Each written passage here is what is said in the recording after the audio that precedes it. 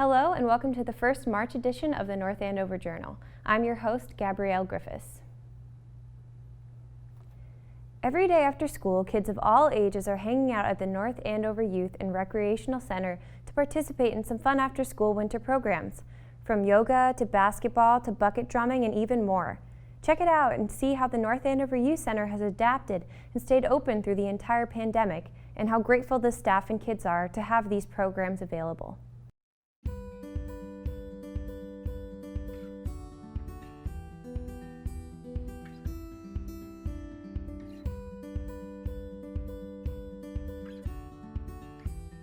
Somewhere where kids can go if they want to do something fun, and they have a bunch of different varieties of stuff you can do here.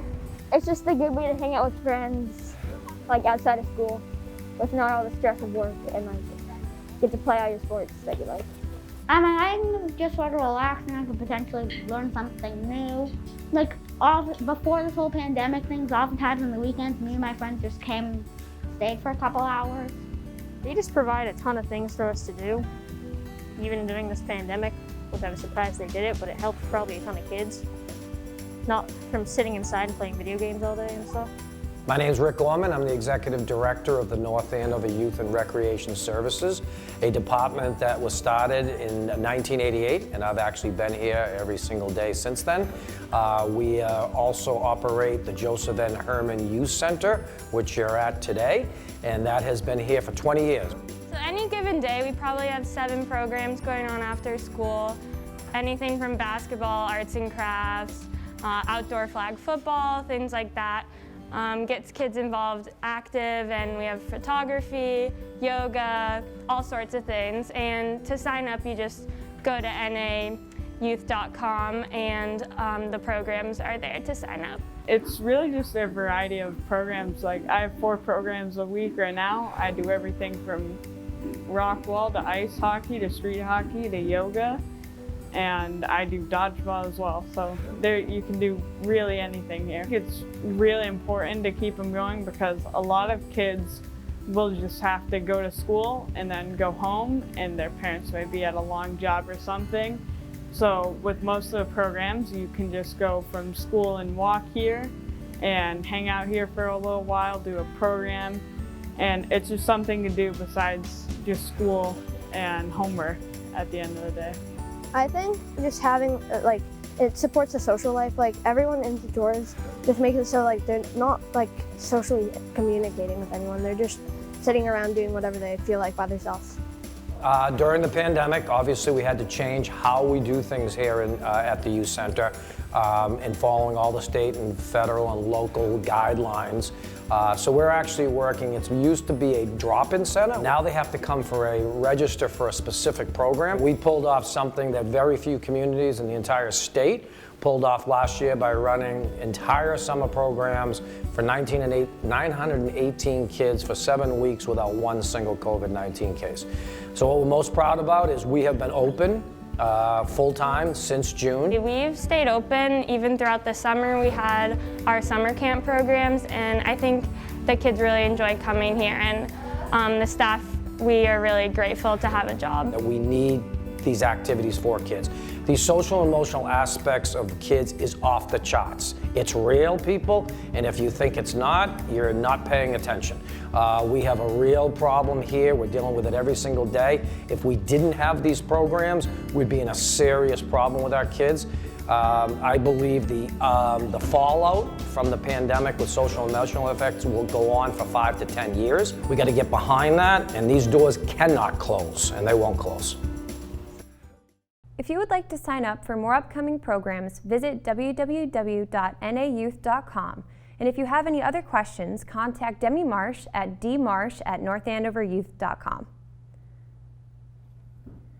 The North Andover football team will be doing some things differently this year due to COVID-19. They are starting their season this month as opposed to back in September when they would normally start. This modified Fall 2 season presents a number of unique challenges to the coaches and staff, but the Scarlet Knights are ready and willing to tackle them. Sam Murray brings us the story. The sound of pads hitting pads hitting pads.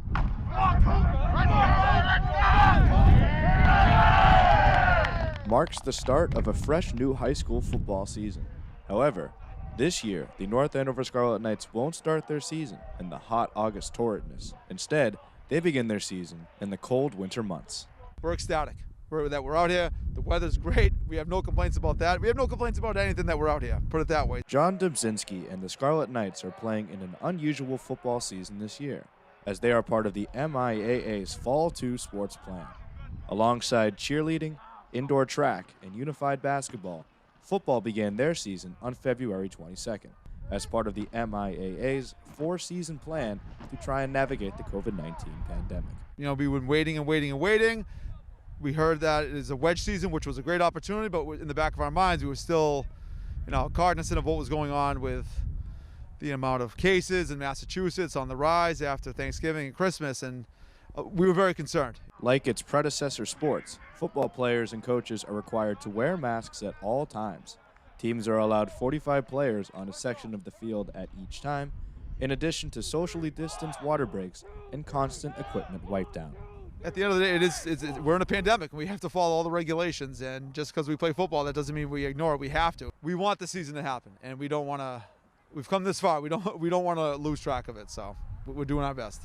It was an adjustment for players and coaches sitting out on the sidelines in the fall, as other states were in the full swing of their respective seasons. Friday nights, we were watching Florida high school football on ESPN, and you're seeing that all these teams throughout the whole country were playing high school football, and it was tough to watch. We have an awesome group of kids here, and just the mere fear of not being able to experience the season with them was, it was nerve-wracking. But despite not playing any football for almost 15 months, starting their season in February makes no difference for the Scarlet Knights, as they're just excited to practice in pads and prepare for a vigorous Merrimack Valley Conference schedule. We have a group of kids here that are great leaders, and they played in a lot of big games throughout their career, and every day we're just trying to get better and work hard and do the little things and be coachable and just be great teammates. And the win, we always say the wins are byproducts of what you do in practice. After reaching the MIAA Division II North Final for the 3rd consecutive season last year, expectations are high yet again for the Scarlet Knights. Boasting 6 senior captains and plenty of collegiate scholarship athletes come next fall, Coach Dubzinski knows the talent is there and that they are ready to wipe the slate clean and begin their new challenging season. You are still playing for the league championship, and that's still a nice motivating factor for the seniors. I told them, I said, there aren't many kids walking around North Andover who say that they won the MVC three out of 4 years in their career. So that's a huge goal that we got this year. Now, it is important to note in this Fall 2 season that it will be a condensed schedule. So instead of the usual 10 to 11 games that are in a typical fall season for football, instead there will be 6 games. Now for the North Andover Scarlet Knights, they'll start their season March 13th against the Chelmsford Lions, and they'll culminate their season against the Andover Golden Warriors on April 16th. There will be no state championship for high school football. Here in North Andover at Joe Wall Stadium, I'm Sam Murray. The Scarlet Knights varsity team kicks off its home schedule on Saturday, March 13th against the Chelmsford Lions. Tune into our coverage on CAM Access Channel, which is Comcast Channel 22 and Verizon Channel 24, or on our YouTube channel. And now, let's get a quick word about what's currently happening in the town. Here is Manager Melissa Rodriguez with her update for the month of March.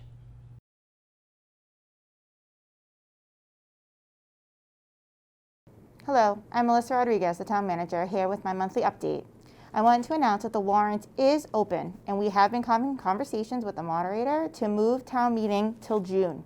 It will continue to be outside as it was last year, and we will continue to have social distancing, but we're hopeful that in June we would have better weather and more people vaccinated.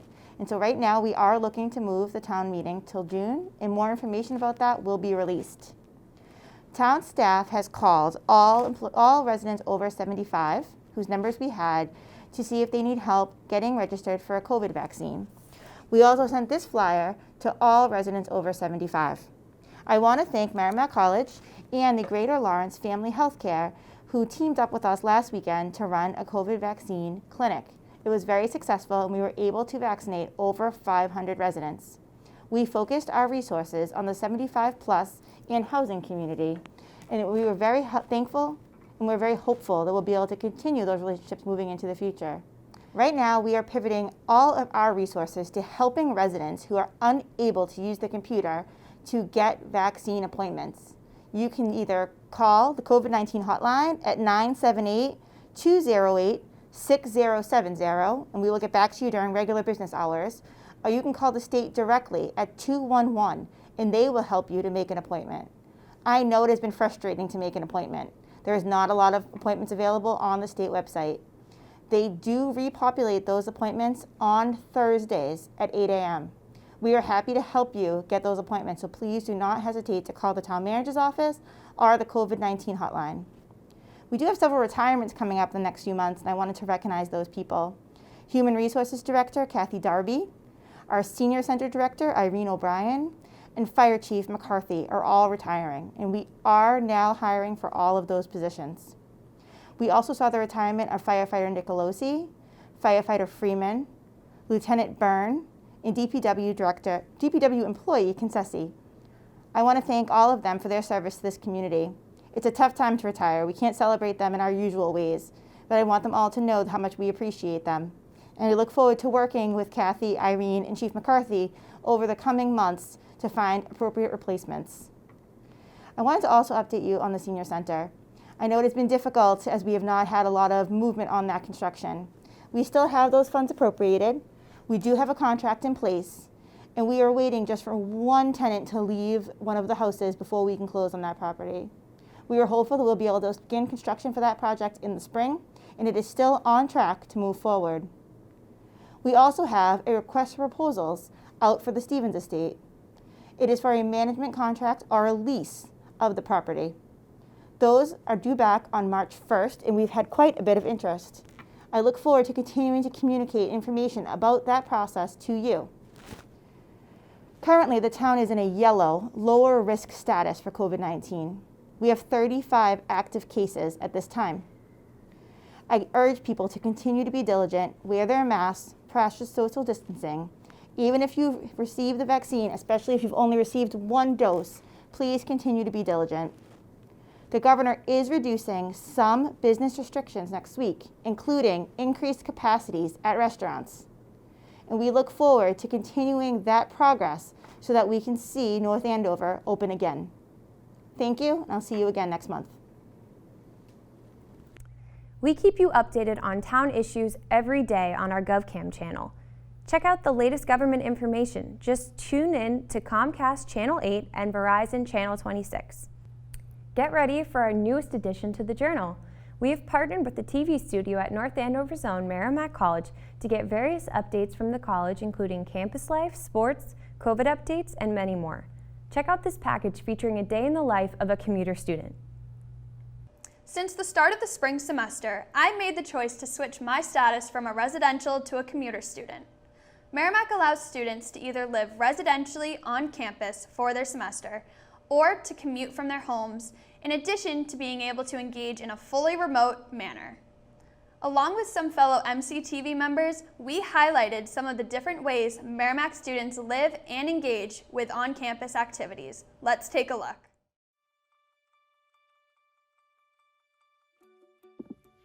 So typically, Merrimack has 3 types of residential statuses, and that is currently the remote status, where a student is fully living at home, cannot commute to campus, and is doing their homework, classwork, everything that they would do typically on campus in their home remotely. The second option is for a commuter status, which is what I am currently doing, where they commute from their home, have the opportunity to partake and participate in on-campus classes and engagements that the campus puts out, and you also have the beneficial aspect that you can go to and from campus, and it works out pretty well for a lot of people who especially live within the area. And the third option is obviously living as a residential student on campus, which a lot of students typically choose. So since the beginning of the spring 2020 semester at Merrimack, I decided to switch my residential living status to a commuter student status. And what that has looked like for me on a weekly and a day-to-day basis has definitely changed. Obviously adding a 35 to 40 minute commute from my home to campus has definitely made a difference and added a different aspect to my life. But my daily life and typical week schedule looks like I'm usually on campus on Tuesdays and Thursdays when I have my in-person classes, and those are typically some communications classes, so I look forward to going to them. And I also have my internship hours that I do remotely from home, so it's really good and flexible for my schedule and accommodates well with the way I'm choosing to live this semester. And I also really enjoy being able to be at home, feel comfortable, and also just be able to spend more time with my family, my dog, and just be in a familiar place, especially during this time of a lot of uncertainty. It has been really reassuring, and being able to get my classes done and use the technology through Zoom, my computer, my iPad, anything that I need, I can typically do from home for a lot of my classes and my work. So it has definitely been the best of both worlds of a balance. The only thing that has definitely been the hardest adjustment as a commuter student is obviously missing your friends and the lifestyle you have as a residential student, but I know that I will get back to that place in the future, and so far the commuter status for me has worked really well. I think that Merrimack really does a good job of balancing and offering numerous opportunities and versions of how students can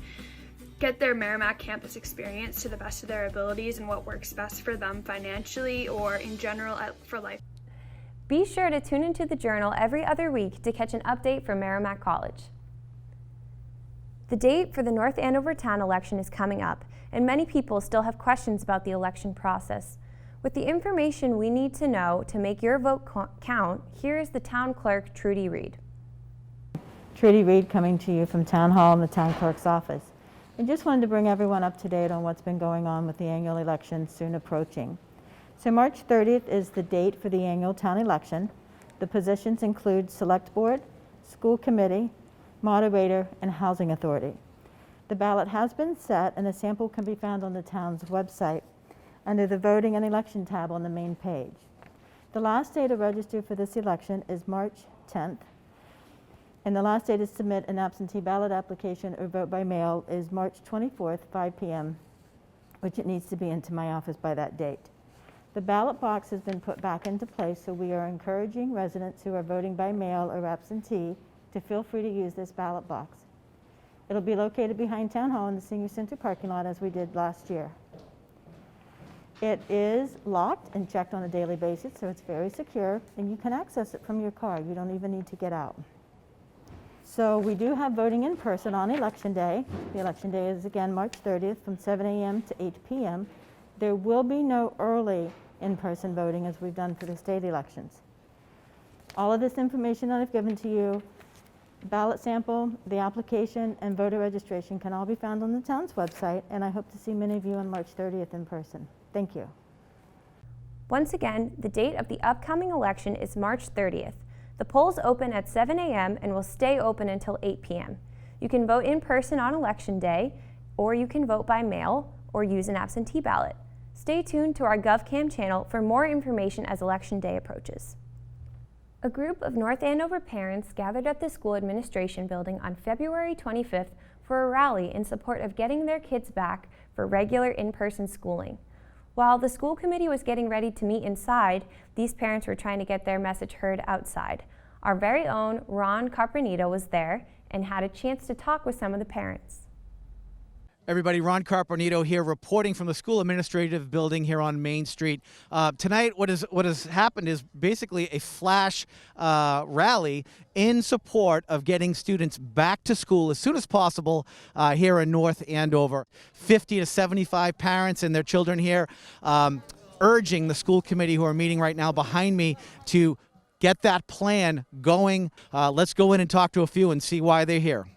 I have a first and a third grader, and from the very beginning, I've been advocating for my kids and really all kids of all grade levels, so that's why I'm here. It's been a year now, and I feel like I needed to be a voice here tonight to fight for my son.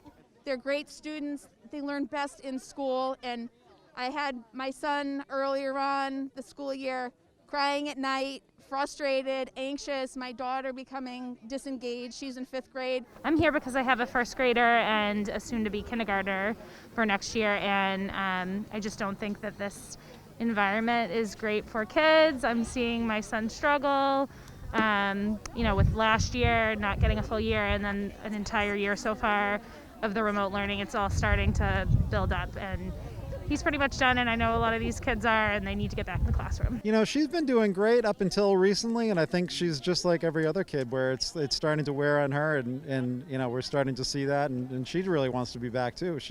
Nothing like a day in school when she comes home and she's been happy all day to see her friends, and it's very different on remote days and asynchronous days. A 1st grader learning to read, a 3rd grader learning like different math facts and just more challenging work. It's been very difficult for my kids, and it's really been a strain on parent and kid relationships. It's a struggle for me to try and get my kids to do their work at this point. It's been a long time. It's been a year. Yeah, so I'm also working hybrid from home. I go into the office the days that he's in school, and then I work from home when he's supposed to be in school remote, and it makes it quite difficult, and the day's long, very long. I think we're all here saying the same thing. We want to see a plan. We want the kids back in school ASAP. It's not me, it's not one person, it's everybody. And I think, depending on what happens tonight, if the plan isn't to satisfaction, we just have to keep fighting. We have to fight for every single kid in this town, whether it's a kindergartner, preschooler, senior. It doesn't matter. Everybody's got to go back. It's been too long, and I think we have to keep pushing the administration, to keep moving the plans and keep negotiating hard with the unions and make sure everybody gets back, but everybody gets back safe. Since the date of the rally, the Department of Elementary and Secondary Education, or DESE, released information regarding the return of kids to school full-time, a model including a phased opening to 5 days a week beginning in April. North Andover CAM will bring you any updated information as soon as it becomes available. Be sure to watch our coverage of upcoming school committee meetings on CAM Ed, as well as an upcoming episode of The Journal. As always, if you have a news story or idea for a segment, please email us at thejournal@northandovercam.org. Thank you for tuning into this episode of The Journal, and be sure to keep an eye out for the next episode on the 25th. From all of us here at The Journal and NACAM, I'm Gabrielle Griffiths, and thanks for watching.